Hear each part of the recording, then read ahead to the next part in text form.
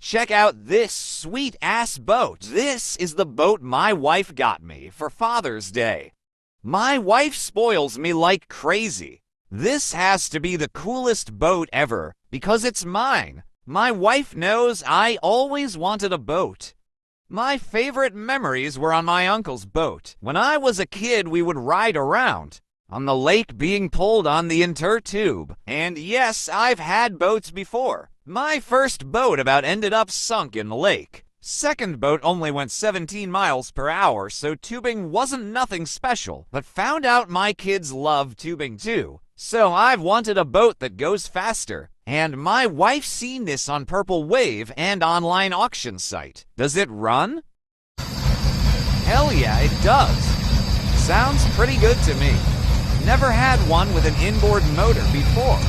She ended up getting it for $3,000. I bet this thing goes faster than 17. It's nice to hear it run. Can't wait to get this home and check it out. Want to see how this turns out? Follow and subscribe for the next episode. Bet it will surprise you. Thanks for watching. If you liked the video and want to follow my process, like, share, and subscribe. Thanks for tuning in.